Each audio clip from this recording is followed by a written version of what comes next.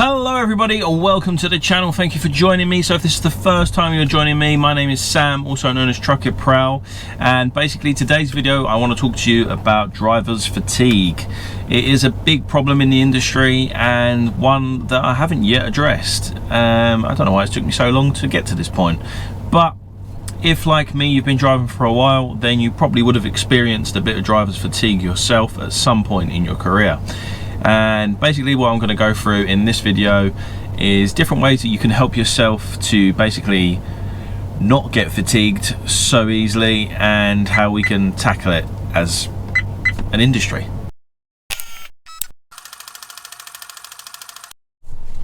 Now, being a HGV driver in the UK, you're quite lucky. You don't really have that much of an option to go too far as maybe you would if you was an international driver driving across Europe, let's say, or somewhere like America or even Australia. It's got a big land mass, so we generally will get somewhere within a day, and generally because of the restrictions that we have on our tachographs, by the time we've made it there, we'll probably have to take a big bit of rest until we can continue on either that day or may it be the following day. So in the UK here, we can drive up to 9 hours a day, and that can be put up to 10 hours a day twice a week. So not going to go into the full ins and outs of the tachograph, but some people it might be a bad thing. Some people want to work more hours and earn as much money as they can, which I totally get, but those regulations are there for a reason.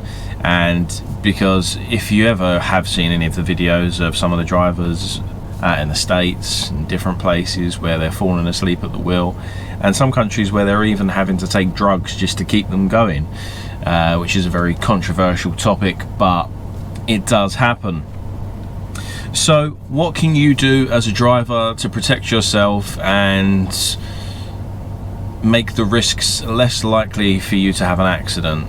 So let's get straight in. Now, obviously there are some pretty obvious things like getting enough sleep, which is always, you know, a good start. But, you know, being in this industry, that's not always possible. Sometimes you'll be doing a 15-hour day. You might go home, if you're a day driver, have to go home, deal with whatever you've got to deal with at home, the kids, the missus, get some stuff done around the house, make your lunches for the next day, whatever it may be.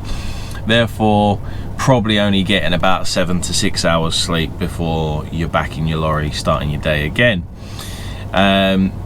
So the legal limit in the UK is 9 hours rest off. Now, it's supposed to be 11 hours, but you can reduce it to 9 hours twice a week.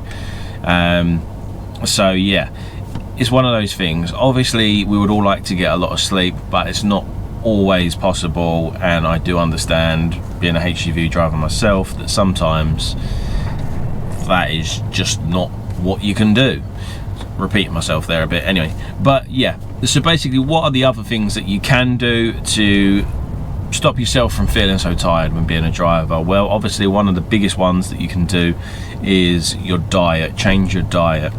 Now, it's very convenient for us as truck drivers to stop at the services and just grab crap food, and that makes you feel sluggish and slow, and it will make your body just less functional, I suppose.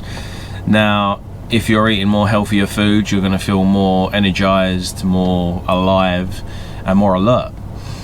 So that's the first thing. And the second thing, obviously, is every trucker's best friend, and that's caffeine. Now, in moderation, I say, with caffeine. As much as it can be a good thing, too much can also be a bad thing. What I've found over the years is that having caffeine in the morning is great, but if I have caffeine sort of beyond sort of 2 o'clock in the afternoon, it tends to mess up my sleep in the evening, and therefore not having enough rest causes more fatigue. Now, failing that, if you are a sort of person that can't really stick to a healthy diet, then maybe just consider taking some multivitamins, so at least your body is getting the vitamins it needs to function properly. Now, you can pick them up cheap enough from any major supermarket or store near you, so there isn't really much of an excuse. They're pretty reasonably priced, so yeah, head down and get some. They really do help. That's what I've noticed anyway. One of the easiest things that you can do, obviously, is pull over and have a sleep on your bunk. Now, I know not everybody has a bunk, but in the UK, the majority of us do have a bunk if we're a HGV driver. And, you know, if you're really feeling that tired, don't be an idiot. Just pull over, have a 20-minute sleep, and then continue. If you've got on a deadline, you know, call up your boss, explain, say, look, I'm absolutely knackered, I've got to get my head down for 20 minutes, and I'm sure they'll understand. And if they don't, then you probably want to start looking for a new job, because it's better to get to your job 20 minutes late than not get there at all. But that's just my personal opinion. And another thing that I've found helpful is obviously exercise. Now, getting exercise in, you might think, well, sure, that's going to make me more tired. You'll be surprised at the energy boost you get after you do a workout. Now, I know it's not always possible being out on the road, especially if you're, you know, sleeping in your truck, tramping.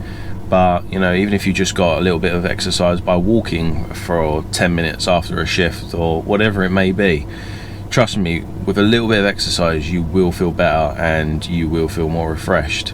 Simple things just like getting out of your lorry as well, out of services, just to have a walk into the actual garage or something like that, to have a wee. That sometimes just wakes you up in itself.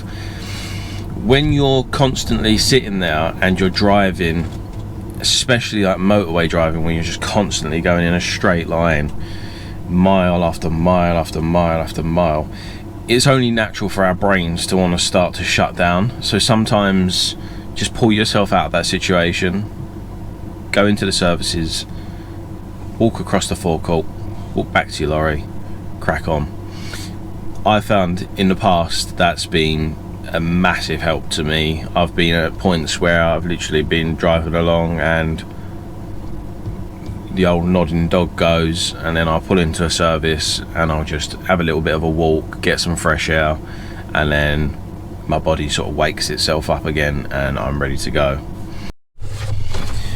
Now look, I'm not going to carry on for too long in this video. I wanted to keep this one nice and short and sweet, but I thought it was an important bit of information that I wanted to get out to you guys. So if you have liked the video and enjoyed it, then don't forget to hit that little like button, subscribe button, and all that good stuff. And hopefully I'll see you on the next video. Thanks for watching. Bye bye.